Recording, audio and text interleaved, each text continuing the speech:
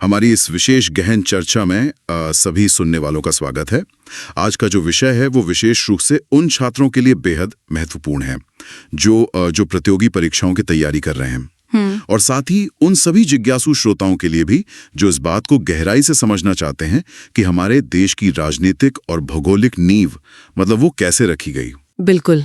तो आज की चर्चा का केंद्र भारतीय संविधान का भाग 1 है, यानी अनुच्छेद 1 से लेके अनुच्छेद 4 तक का वो हिस्सा जिसे संघ और उसके राज्य क्षेत्र कहा जाता है। हमारे पास जो स्रोत और नोट्स हैं उनका उद्देश्य सिर्फ तथ्यों को रटना नहीं है, बल्कि उस यात्रा को समझना है जिससे होकर भारत का वर्तमान नक्शा तैयार हुआ है। देखिए, इस विषय की गहराई में जाने से पहले एक बहुत ही बुनियादी लेकिन बहुत महत्वपूर्ण सवाल पर विचार करना प्रासंगिक होगा।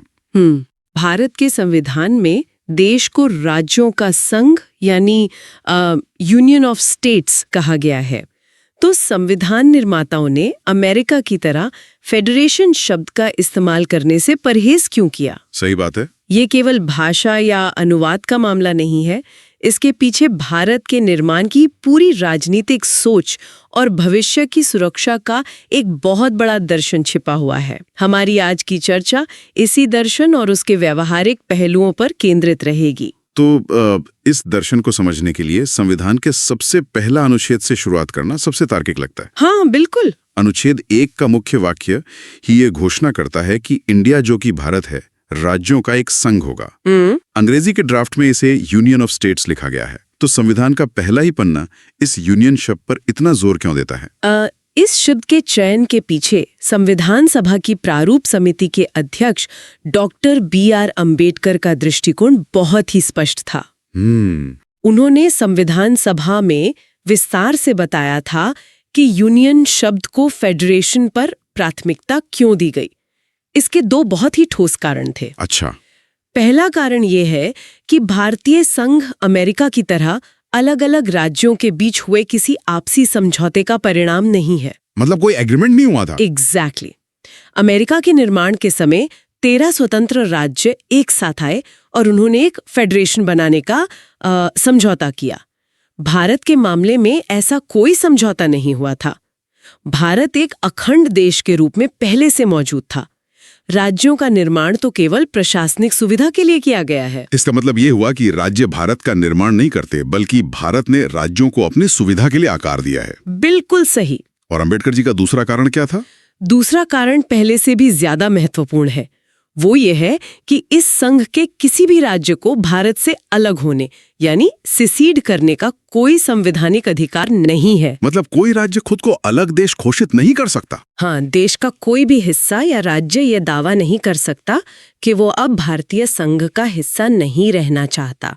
भारतीय संघ अजेय है, इसे किसी भी परिस्थिति में तोड़ा नहीं जा सकता। इसी बात को स्पष्ट करने के लिए यूनियन शब्द का प्रयोग किया गया, जो एकता और अखंडता की भावना को सर्वोपरि रखता है। परीक्षाओं में अक्सर एक बहुत ही दिलचस्प वाक्यांश पूछा जाता है जो इसी अवधारणा से जुड़ा है। भारत को विभक्त राज्यों का अविभाज्य संघ या अंग्रेजी में indestructible union of destructible states कहा जाता है। हाँ, ये बहुत बार पूछा जाता है। अगर इसे एक घरेलू उदाहरण से समझा जाए तो ये कुछ ऐसा है कि भारत एक बहुत बड़े घर की तरह है। सही है। इस घर के अंदर जो कमरे हैं यानी हमारे राज्य, उनकी दीवारें तोड़ी जा सकती हैं, 2 कमरों को मिलाकर एक बड़ा हॉल बनाया जा सकता है या एक बड़े हॉल को बांटकर छोटे कमरे बनाए जा सकते हैं। लेकिन इस घर की बाहरी चारदीवारी को गिराने या घर का कोई हिस्सा अलग करने की अनुमति किसी को नहीं है। यह उदाहरण अनुच्छेद 1 की भावना को बहुत सटीकता से स्पष्ट करता है। घर के अंदर के ढांचे में बदलाव मुमकिन है, लेकिन बाहरी सीमा पूरी तरह से सुरक्षित और अविभाज्य है। इसके अलावा अनुच्छेद 1 में एक और महत्वपूर्ण बात कही गई है। वो क्या? इसमें भारतीय राज्य क्षेत्र को 3 अलग-अलग श्रेणियों में परिभाषित किया गया है। अच्छा। पहली श्रेणी में राज्यों के क्षेत्र आते हैं जो हमारे पूर्ण राज्य हैं। दूसरी श्रेणी में केंद्र शासित प्रदेश या यूनियन टेरिटरीज शामिल है, जिन पर सीधे केंद्र का नियंत्रण होता है। और तीसरी श्रेणी कौन सी है? तीसरी श्रेणी वो है जो संविधान निर्माताओं की दूरदर्शिता को दर्शाती है। इसमें वो क्षेत्र आते हैं जिन्हें भविष्य में अधिग्रहित किया जा सकता है, यानी territories that may be acquired. मतलब जो उस समय भारत का हिस्सा नहीं थे। 50 में जब संविधान लागू हुआ तब भी निर्माताओं को ये पता था कि भविष्य में कुछ ऐसे बाहरी क्षेत्र हो सकते हैं जो भारत का हिस्सा बने। पुडुचेरी, गोवा या दमन और दीव जैसे क्षेत्र शुरुआत में भारत का हिस्सा नहीं थे। उन्हें बाद में इसी प्रावधान को ध्यान में रखते हुए अधिग्रहित किया गया था। ये दूरदर्शिता वाकई ध्यान देने योग्य है। चलिए अब उस विषय की ओर बढ़ते हैं जो प्रतियोगी परीक्षाओं के छात्रों के बीच अक्सर उलझन पैदा करता है। हाँ, अनुच्छेद 2 और 3 का अंतर। बिल्कुल। संविधान का अनुच्छेद 2 और अनुच्छेद 3 दोनों ही नए राज्यों से संबंधित प्रतीत होते हैं। इन दोनों के बीच का अंतर समझना बहुत जरूरी है। ये उलझन बहुत आम है, लेकिन इसे एक सरल नियम से सुलझाया जा सकता है।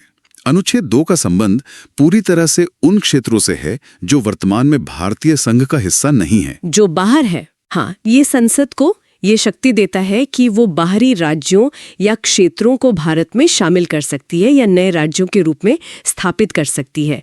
यानी अगर कोई विदेशी भूभाग भारत का हिस्सा बनना चाहता है तो उसे अनुच्छेद 2 के तहत शामिल किया जाएगा। इसका कोई प्रसिद्ध उदाहरण? इसका सबसे ऐतिहासिक उदाहरण 1975 में सिक्किम का भारत में प्रवेश है। हाँ, सिक्किम पहले एक स्वतंत्र राजशाही था, फिर एक सहयोगी राज्य बना और अंततः अनुच्छेद 2 का उपयोग करते हुए उसे भारतीय संघ में एक पूर्ण राज्य के रूप में शामिल किया गया। स्पष्ट है कि अनुच्छेद 2 का मतलब बाहर से किसी नए सदस्य को अपने देश की सीमा के भीतर लाना है। तो अनुच्छेद 3 का कार्यक्षेत्र क्या है? अनुच्छेद 3 पूरी तरह से देश की मौजूदा सीमाओं के अंदर काम करता है। ये संसद को भारत के मौजूदा राज्यों के आंतरिक पुनर्गठन की शक्ति प्रदान करता है। यानी घर के अंदर की दीवारों को बदलना। एग्जैक्टली। अगर किसी वर्तमान राज्य का नाम बदलना है, उसकी सीमाएं बदलनी है, उसका क्षेत्रफल घटाना या बढ़ाना है, या फिर एक राज्य को तोड़कर 2 राज्य बनाने हैं, ये सब केवल अनुच्छेद 3 के तहत होता है। वर्ष 2000 में जब उत्तर प्रदेश से उत्तराखंड, बिहार से झारखंड और मध्य प्रदेश से छत्तीसगढ़ अलग हुए तो वो अनुच्छेद 3 का ही प्रयोग था। यहाँ पर यह समझना भी महत्वपूर्ण है कि अनुच्छेद 3 के तहत ये बदलाव आखिर होता कैसे है, इसकी प्रक्रिया क्या है? प्रक्रिया बहुत ही दिलचस्प है और ये दिखाती है कि भारत का केंद्र कितना शक्तिशाली है। अनुच्छेद 3 के तहत किसी भी राज्य की सीमाएं या नाम बदलने का विधेयक सीधे संसद में नहीं लाया जा सकता। तो शुरुआत कहाँ से होती है? इसके लिए सबसे पहले राष्ट्रपति की पूर्व सिफारिश की आवश्यकता होती है। जब राष्ट्रपति अपनी सिफारिश देते हैं तो उससे पहले वो इस विधेयक को संबंधित राज्य के विधानमंडल के पास भेजते हैं ताकि उस राज्य की राय जानी जा सके। इसके लिए राष्ट्रपति एक समय सीमा भी तय करते हैं। यहीं पे एक बहुत बड़ा कानूनी पेंच सामने आता है। राज्य के विधानमंडल के पास विधेयक भेजा तो जाता है, लेकिन क्या राज्य की राय संसद पर लागू होती है? नहीं, राज्य की राय संसद पर बिल्कुल भी बाध्यकारी नहीं होती। मतलब सिर्फ पूछने के लिए पूछा जाता है, कह सकते हैं। राज्य का विधानमंडल चाहे उस बदलाव का पुरजोर समर्थन करे या फिर उसे पूरी तरह से खारिज कर दे, संसद उस राय को मानने के लिए बाध्य नहीं है। संसद अपनी इच्छा अनुसार उस विधेयक को आगे बढ़ा सकती है और सबसे बड़ी बात यह है कि संसद इस विधेयक को महज एक साधारण बहुमत से पास कर सकती है। साधारण बहुमत? हाँ, साधारण बहुमत का मतलब है संसद में उपस्थित और मतदान करने वाले सदस्यों का 50% से 1 वोट ज्यादा। इसके लिए किसी भारी भरकम विशेष बहुमत की आवश्यकता नहीं है। इसका मतलब तो ये हुआ कि अगर केंद्र सरकार के पास संसद में साधारण बहुमत है तो वो किसी भी राज्य का नक्शा बदल सकती है और राज्य कानूनी रूप से उसे रोक नहीं सकता। ये सीधे तौर पर हमारी अविभाज्य संघ की बात को पुष्ट करता है। बिल्कुल। अब इसी प्रक्रिया को कानूनी सुरक्षा देने के लिए अनुच्छेद 4 आता है। अनुच्छेद 4 का काम क्या है? अनुच्छेद 4 ये स्पष्ट करता है कि अनुच्छेद 2 और अनुच्छेद 3 के तहत जो भी बदलाव किए जाएंगे उन्हें अनुच्छेद 368 के तहत संविधान संशोधन नहीं माना जाएगा। श्रोताओं की सुविधा के लिए यहाँ अनुच्छेद 368 के महत्व को थोड़ा स्पष्ट करना जरूरी है। अनुच्छेद 368 भारतीय संविधान में संशोधन करने की एक बहुत ही जटिल और कठोर प्रक्रिया है। इसके तहत संशोधन करने के लिए संसद के दोनों सदनों में 2/3 विशेष बहुमत की आवश्यकता होती है और कई मामलों में तो आधे से अधिक राज्यों की सहमति भी चाहिए होती है। अनुच्छेद 4 ये सुनिश्चित करता है कि नए राज्यों के निर्माण या सीमा बदलने जैसे प्रशासनिक कार्यों के लिए इस जटिल प्रक्रिया से न गुजरना पड़े। इसीलिए इसे साधारण विधायी प्रक्रिया से बाहर रखा गया है। ये संविधान निर्माताओं द्वारा दी गई एक बहुत बड़ी सुविधा है, लेकिन हर नियम का एक अपवाद होता है। क्या संसद अपने इस साधारण बहुमत के अधिकार का उपयोग करके भारत की कोई जमीन किसी दूसरे देश को दे सकती है? ये सवाल 1960 में स्वतंत्र भारत के सामने एक बहुत बड़े विवाद के रूप में खड़ा हुआ था, जिसे हम बेरूबाड़ी संघ मामले के नाम से जानते हैं। हाँ, ये मामला बहुत चर्चा में रहता है। उस समय भारत और पूर्वी पाकिस्तान, जो आज बांग्लादेश है, उनके बीच सीमा विवाद को सुलझाने के लिए नेहरू नून समझौता हुआ था। इसके तहत भारत को बेरूबाड़ी नाम का एक छोटा सा क्षेत्र पाकिस्तान को सौंपना था। जब सरकार ने ऐसा करने की कोशिश की तो देश भर में भारी विरोध हुआ और मामला सुप्रीम कोर्ट तक पहुंचा। और सुप्रीम कोर्ट का फैसला इस मामले में एक नजीर बन गया। सुप्रीम कोर्ट ने बहुत गहराई से संविधान का विश्लेषण किया और ये ऐतिहासिक फैसला दिया कि संसद के अनुच्छेद 3 के तहत सीमाएं बदलने की शक्ति केवल देश के भीतर राज्यों के पुनर्गठन तक सीमित है। मतलब आप अपनी जमीन किसी को दे नहीं सकते? बिल्कुल। अनुच्छेद 3 का उपयोग करके भारत अपनी कोई भी जमीन या भूभाग किसी विदेशी राष्ट्र को नहीं सौंप सकता। सुप्रीम कोर्ट ने स्पष्ट किया कि यदि भारत को अपना कोई भी संप्रभु क्षेत्र किसी दूसरे देश को देना है तो उसे अनुच्छेद 4 की साधारण प्रक्रिया से नहीं, बल्कि अनुच्छेद 368 के तहत कठोर संविधान संशोधन की प्रक्रिया से ही गुजरना होगा। और उसके बाद ही 9वां संविधान संशोधन पारित करके बेरूबाड़ी क्षेत्र हस्तांतरित किया गया था। कानूनी बारीकियों को समझना एक बात है, लेकिन अगर हम 1947 के भारत की ओर देखें तो ये घर जिसे हम आज 28 राज्यों में देखते हैं, वो उस समय बहुत ही बिखरा हुआ और जटिल था। आज का नक्शा तो बहुत साफ सुथरा लगता है, लेकिन आजादी के समय स्थिति इसके बिल्कुल विपरीत थी। 1947 का परिदृश्य वास्तव में अकल्पनीय रूप से जटिल था। ब्रिटिश शासन समाप्त होने के साथ ही देश में 552 देशी रियासतें थीं। 552, ये बहुत बड़ी संख्या है। और इन रियासतों के पास 3 विकल्प थे। वे भारत में शामिल हो सकती थीं, पाकिस्तान में जा सकती थीं या फिर पूरी तरह से स्वतंत्र रह सकती थीं। एक मजबूत राष्ट्र के निर्माण के लिए इन सभी 552 टुकड़ों को एक साथ जोड़ना भारत सरकार के सामने सबसे बड़ी चुनौती थी। सरदार वल्लभ भाई पटेल और वीपी मेनन के कूटनीतिक प्रयासों से इनमें से 549 रियासतें तो जल्द ही भारतीय संघ में शामिल हो गईं। लेकिन इतिहास के पन्नों में सबसे ज्यादा चर्चा उन 3 रियासतों की होती है जिन्होंने शुरुआत में भारत में शामिल होने से इनकार कर दिया था। इन तीनों की कहानी भारत के राजनीतिक एकीकरण का सबसे तनावपूर्ण हिस्सा है। शुरुआत जूनागढ़ से करते हैं। जूनागढ़ गुजरात के तट पर स्थित एक रियासत थी। वहां की स्थिति बहुत विरोधाभासी थी। शासक मुस्लिम थे, लेकिन वहां की अधिकांश जनता हिंदू थी। जूनागढ़ के नवाब ने पाकिस्तान के साथ जाने की घोषणा कर दी, जिससे वहां भारी विद्रोह भड़क उठा। तो भारत सरकार ने क्या कदम उठाया? स्थिति को संभालते हुए भारत सरकार ने वहां जनमत संग्रह, जिसे हम प्लेबिसाइट कहते हैं, वो करवाया। उस जनमत संग्रह में वहां की जनता ने भारी बहुमत से भारत के साथ रहने का फैसला किया और इस तरह जूनागढ़ भारत का हिस्सा बना। इसके बाद नंबर आता है हैदराबाद का, जिसकी भौगोलिक स्थिति भारत के बिल्कुल हृदय में थी। हैदराबाद रियासत बहुत बड़ी और समृद्ध थी और वहां के निजाम किसी भी कीमत पर एक स्वतंत्र देश के रूप में रहना चाहते थे।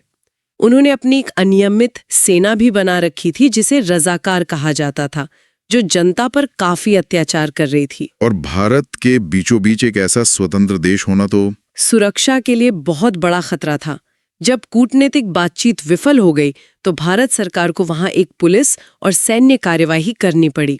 इस सैन्य अभियान को इतिहास में ऑपरेशन पोलो का नाम दिया गया, जिसके बाद 1948 में हैदराबाद को भारतीय संघ में मिला लिया गया। और तीसरी रियासत थी कश्मीर, जिसकी कहानी आज भी हमारे वर्तमान को प्रभावित करती है। राज्य का सपना देख रहे थे और उन्होंने शुरुआत में किसी भी देश में शामिल होने से इनकार कर दिया था। लेकिन फिर परिस्थितियां बदल गईं। हाँ, जब पाकिस्तान समर्थित सशस्त्र कबायलियों ने कश्मीर पर आक्रमण कर दिया और वे श्रीनगर की ओर बढ़ने लगे, तब राजा हरि सिंह ने भारत सरकार से सैन्य सहायता मांगी। भारत ने स्पष्ट किया कि सहायता तभी भेजी जा सकती है जब कश्मीर कानूनी रूप से भारत का हिस्सा बने। और तभी विलय पत्र पर हस्ताक्षर हुए। बिल्कुल। इसी ऐतिहासिक दबाव के बीच राजा हरी सिंह ने 26 अक्टूबर 1947 को विलय पत्र यानी इंस्ट्रूमेंट ऑफ एक्सेशन पर हस्ताक्षर किए। इस कानूनी दस्तावेज के आधार पर इन 552 रियासतों को मिलाकर भारत की बाहरी सीमाएं तो सुरक्षित कर ली गईं, लेकिन देश के भीतर की प्रशासनिक व्यवस्था अभी भी स्थिर नहीं थी। आजादी के तुरंत बाद ही एक नई और बहुत ही शक्तिशाली मांग ने जोर पकड़ना शुरू कर दिया। भाषा के आधार पर राज्यों के निर्माण की मांग। दक्षिण भारत में ये मांग विशेष रूप से तीव्र थी। इस मांग ने नवगठित भारत सरकार के सामने एक बहुत बड़ा धर्म संकट खड़ा कर दिया। इसे समझने के लिए हमें उस समय के मानसिक और राजनीतिक माहौल को समझना होगा। देश ने हाल ही में धर्म के आधार पर विभाजन की त्रासदी झेली थी, जिसमें लाखों लोगों की जान गई थी। तो नेताओं को डर था कि एक और विभाजन न हो जाए। सही कहा। देश के नेताओं के मन में ये गहरा डर बैठ गया था कि अगर अब भाषा के आधार पर लोगों को बांटा गया तो कहीं देश के और टुकड़े न हो जाएं। इसी डर और चिंता के बीच 1948 में के धर की अध्यक्षता में धर आयोग का गठन किया गया ताकि इस मांग की समीक्षा की जा सके। और धर आयोग का निष्कर्ष वही था जिसकी सरकार को उम्मीद थी। बिल्कुल। धर आयोग ने स्पष्ट रूप से सिफारिश की कि राज्यों का पुनर्गठन भाषा के आधार पर नहीं बल्कि प्रशासनिक सुविधा के आधार पर होना चाहिए। उन्होंने भाषाई आधार को सिरे से खारिज कर दिया, लेकिन इस रिपोर्ट ने जनता के गुस्से को शांत करने के बजाय और भड़का दिया। इस बढ़ते असंतोष को देखते हुए सरकार ने 1948 के अंत में ही एक और समिति बनाई जिसे जेवीपी समिति कहा जाता है। इसके सदस्यों के नाम ही इसकी गंभीरता को दर्शाते हैं: जवाहरलाल नेहरू, वल्लभ भाई पटेल और पट्टाभी सीतारामैया। इतनी उच्च स्तरीय समिति बनाने का उद्देश्य ही ये था कि किसी तरह इस भाषाई विभाजन को रोका जा सके। जेवीपी समिति ने भी धर आयोग की बात का ही समर्थन किया। उन्होंने भी अपनी रिपोर्ट में स्पष्ट कहा कि वर्तमान परिस्थितियों में भाषा के आधार पर नए राज्य बनाना देश की एकता के लिए खतरनाक हो सकता है। मतलब सरकार पूरी तरह से इसके खिलाफ थी। हाँ, सरकार किसी भी कीमत पर भाषा को आधार बनाने से बचना चाहती थी, लेकिन इतिहास अक्सर वो नहीं होता जो सरकारें चाहती हैं। एक बहुत ही भावुक और दुखद घटना ने भारत के भूगोल की दिशा हमेशा के लिए बदल दी। ये घटना थी पोटी श्री रामुलु का आंदोलन। पोटी श्री रामुलु एक गांधीवादी नेता थे। उन्होंने मद्रास राज्य से तेलुगु भाषी लोगों के लिए एक अलग आंध्र राज्य की मांग करते हुए आमरण अनशन शुरू कर दिया। सरकार ने सोचा कि शायद वो अपना अनशन तोड़ देंगे, लेकिन ऐसा नहीं हुआ। 56 दिनों की लंबी और कष्टदायक भूख हड़ताल के बाद उनका निधन हो गया। और उसके बाद तो जैसे पूरा मद्रास जल उठा। उनके निधन की खबर फैलते ही पूरे मद्रास राज्य में आग लग गई। हिंसक विरोध प्रदर्शन इतने व्यापक हो गए कि केंद्र सरकार के पास झुकने के अलावा कोई विकल्प नहीं बचा। अंततः 1953 में भारत सरकार को मजबूर होकर भाषा के आधार पर भारत का पहला राज्य बनाना पड़ा, आंध्र प्रदेश। आंध्र प्रदेश के गठन ने बाकी देश के लिए एक दरवाजे की तरह काम किया। एक बार जब एक राज्य भाषा के आधार पर बन गया तो देश के दूसरे हिस्सों जैसे मराठी, गुजराती, कन्नड़ भाषी क्षेत्रों से भी यही मांग तेजी से उठने लगी। इसे रोक पाना अब असंभव था, इसलिए 1953 में ही सरकार ने फजल अली आयोग का गठन किया, जिसे राज्य पुनर्गठन आयोग भी कहा जाता है। इस आयोग ने बहुत व्यापक अध्ययन किया और अंततः इस बात को स्वीकार किया कि राज्यों के पुनर्गठन में भाषा को एक मुख्य आधार बनाया जाना चाहिए। लेकिन उन्होंने एक भाषा एक राज्य का सिद्धांत नहीं माना था ना? बिल्कुल नहीं। उन्होंने एक भाषा एक राज्य के सिद्धांत को नकार दिया, क्योंकि देश की एकता सबसे ऊपर थी। इसी आयोग की सिफारिशों के आधार पर संसद ने राज्य पुनर्गठन अधिनियम 1956 पारित किया। और इस 1956 के अधिनियम के लागू होने के साथ ही भारत का नक्शा एक बार फिर पूरी तरह से बदल गया। 1956 में भारत में 14 राज्य और 6 केंद्र शासित प्रदेश बनाए गए। ये भारत के आधुनिक भूगोल की शुरुआत थी। और ये यात्रा 1956 में रुकी नहीं। अनुच्छेद 3 का उपयोग करते हुए समय समय पर प्रशासनिक, भाषाई और सांस्कृतिक जरूरतों के अनुसार भारत का नक्शा लगातार विकसित होता रहा है। अगर हम आज यानी 2026 के परिदृश्य पर नजर डालें तो 1956 के वो 14 राज्य अब बढ़कर 28 राज्य हो चुके हैं और 6 केंद्र शासित प्रदेशों की संख्या 8 हो गई है। पिछले कुछ वर्षों में हमने कई बड़े ऐतिहासिक बदलाव देखे। बिल्कुल। हाल के दशकों के बदलाव इस बात का प्रमाण है कि हमारा संविधान कितना जीवंत है। 2014 में आंध्र प्रदेश से अलग होकर तेलंगाना का एक नए राज्य के रूप में उदय हुआ। और 2019 का बदलाव तो सबसे बड़ा था। हाँ, 2019 में एक बहुत ही युगांतरकारी कदम उठाया गया जब अनुच्छेद 370 के प्रभाव को खत्म करते हुए जम्मू कश्मीर राज्य का पुनर्गठन किया गया और उसे 2 अलग-अलग केंद्र शासित प्रदेशों जम्मू कश्मीर और लद्दाख में विभाजित कर दिया गया।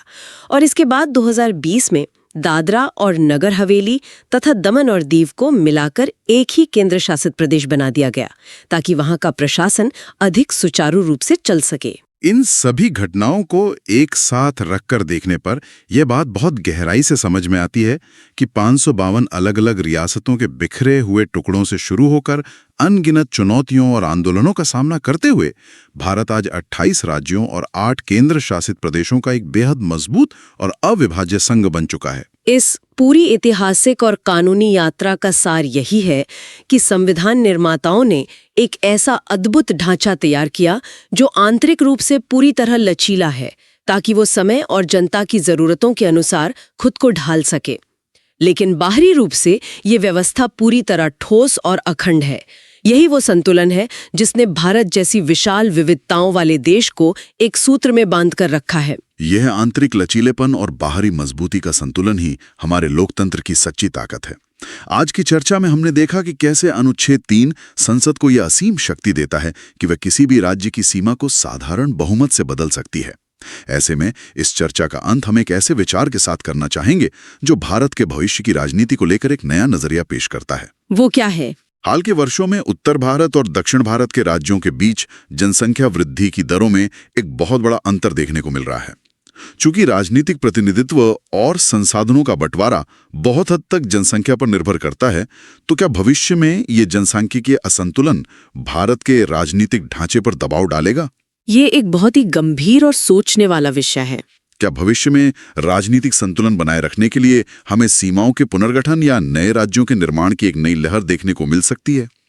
ये एक ऐसा गंभीर प्रश्न है जिस पर संविधान और भारत के भविष्य में रुचि रखने वाले हर व्यक्ति को विचार करना चाहिए कि भारत का संघीय ढांचा आने वाले दशकों की इन नई चुनौतियों का सामना कैसे करेगा। बिल्कुल, ये सोचने वाली बात है। आज की हमारी ये गहन चर्चा यहीं समाप्त